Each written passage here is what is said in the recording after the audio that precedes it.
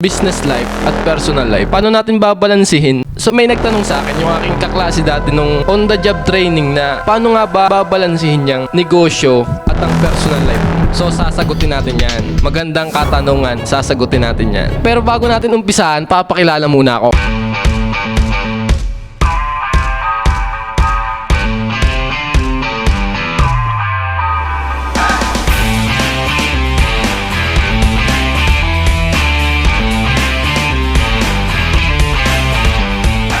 So ano, ready? Okay, so tara, game! Bago ko sagutin yan, let me tell you a story. Way back nung kasagsagan pa ng COVID, taong 2021, itong barangay namin dito sa may barangay Ibabaw, nung dumating na yung puntong sinasarado na yung gate, tapos may nagbabantay na dyan mga tanod sa kanto, na hindi na talaga nagpapapasok ng mga taga-ibang lugar. Kasi ang dami ng cases ang dami ng cases ng COVID So nililimitahan na nila yung mga papasok. Kaso mahirap niyan, yung taga-amin, tinamaan ng COVID, buntis siya nun tinamaan siya ng COVID nun. So dahil may negosyo ko, ayoko madamay. Baka isa ako sa i-quarantine Kaya ang ginawa ko, sabi ko, dito na lang ako tutulog sa negosyo ko. Hindi ako uuwi. Kasi tatakot ako, baka hindi ako makapag-operate sa negosyo ko So nung dito na ako tumutulog sa negosyo ko, doon ko na-realize na ang sarap pala na kada gigising ka, yung pagkabukas pa lang ng mata mo sa umaga, negosyo mo na agad ang makikita mo. So tendency, negosyo na agad yung papasok sa isipan mo. Yung buong araw mo, pupunta palagi sa pagnenegosyo. Hanggang ngayon, yan ang ginagawa ko.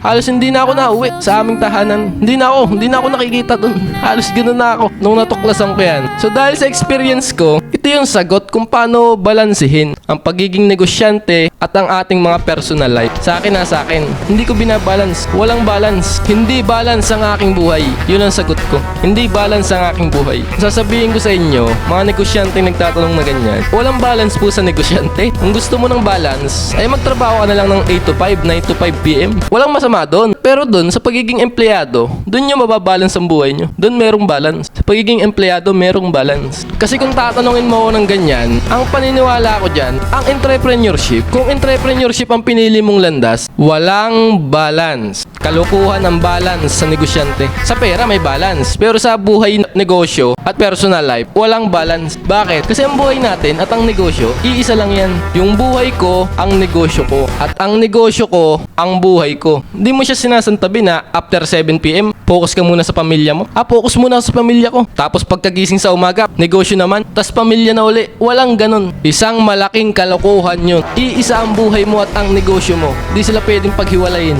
Iisa yan. Iisa yan. Iisa yan. Di mo siya kailangang i-balance kasi iisa lang siya. Kaya ang buhay ko, hindi ko binabalance. Kasi iisa lang ang buhay ko at ang negosyo ko. Iisa yun. Malinaw ba? Malinaw? Hindi ako balance na tao. Hindi ako balance life. Hindi ako yung business tapos relax tapos business. Ay, business muna ako tapos magre-relax muna ako. Tapos relax na uli. Business na uli.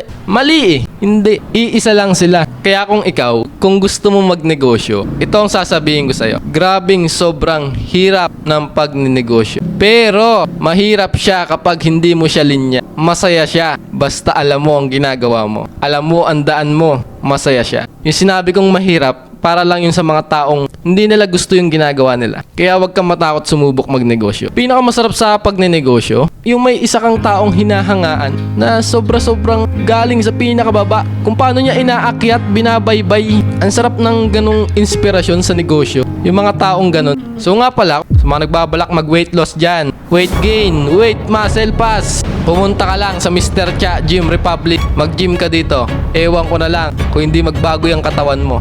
1 to 2 months, kitang-kita mo na yan. Ang gagawin nyo lang, bumiyahe kayo sa jeep o kaya sumakay kayo sa mga services nyo, sa inyong mga auto, hanapin nyo lang ang Simbahan Lubog. Katapat lang siya, bubungad agad sa inyo ang Mr. Cha Gym Republic. At alam kong nagustuhan mo ang bidyong to at may napulot kang aral dito. Nalaman mo ang katanungang paano balansehin ang buhay, negosyante at ang personal life. Iwanan mo ako ng like, iwanan mo ako ng share at heart react, maalin dyan. Okay na at ako po muli si Darcel Robles na mag-iiwan sa inyo ng katagang ang tamad. Wag na wag mo papakainin.